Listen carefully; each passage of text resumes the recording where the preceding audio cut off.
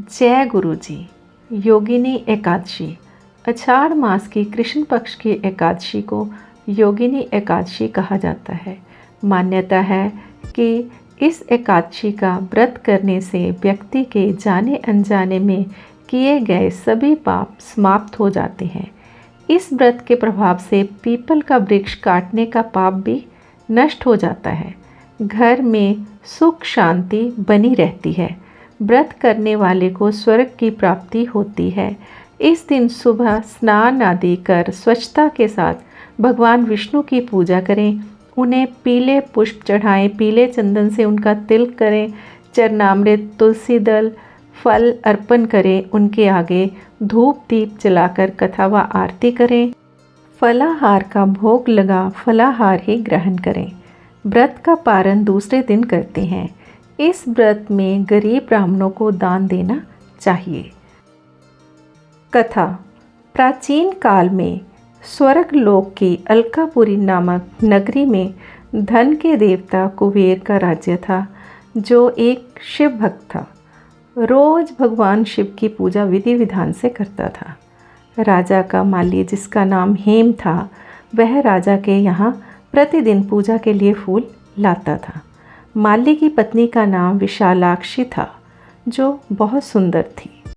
एक दिन माली पूजा के लिए फूल तोड़कर ले तो आया, परंतु अपनी पत्नी की तरफ आकर्षित होकर उसके साथ हास्य विनोद और रमन करने लगा। इधर राजा दोपहर तक उसका इंतज़ार करता रहा। राजा कुबेर को बहुत गुस्सा आया।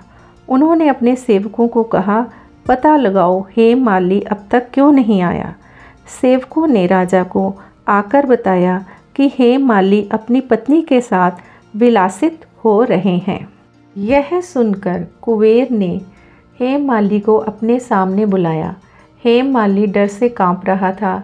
कुबेर ने उसे भारी श्राप देते हुए कहा, अरे पापी, नीच, कामी, तूने मेरे परम पूजनीय देवताओं के देव श्री शिवजी महाराज का अनादर किया है, इसलिए मैं तुझे शाप देता हूँ कि तू स्त्री का वियोग सहेगा तथा मृत्यु लोक में जाकर कोढ़ी होगा। कुबेर के शाप से उसका स्वर्ग से पतन हो गया। उसी क्षण वह पृथ्वी पर गिर गया। पृथ्वी पर आते ही उसके शरीर में श्वेत कोढ़ हो गया। उसकी स्त्री भी उसी समय अंतर्ध्यान हो गई। मृत्यु लोक में कई वर्षों तक हेम माली भयानक जंगलों में बिना अन्न जल के दुखी भटकता रहा। उसे नींद भी नहीं आती थी। भगवान शंकर की पूजा करने के कारण उसे पूर्व जन्म का स्मरण अवश्य रहा। घूमते घूमते एक दिन वह मार्कंडेय ऋषि के आश्रम में पहुंचा, जो एक वृद्ध तपस्वी और अत्यंत ज्ञानी थे। हेम माली ने ऋषि के चरणों में शीश झुकाया। ऋषि ने हेम माली से पूछा कि तूने ऐसा कौन सा पाप किया जो तुझे इस कठिनाई का सामना करना पड़ा। तब हेम माली ने बताया कि शिव पूजा में समय पर फूल न लाने और अपनी पत्नी के साथ सुख में व्यस्त रहने के कारण मुझे राजा कुबेर ने शाप दे दिया, इसलिए मैं मृत्यु लोक में कोढ़ी हुआ भटक रहा हूँ।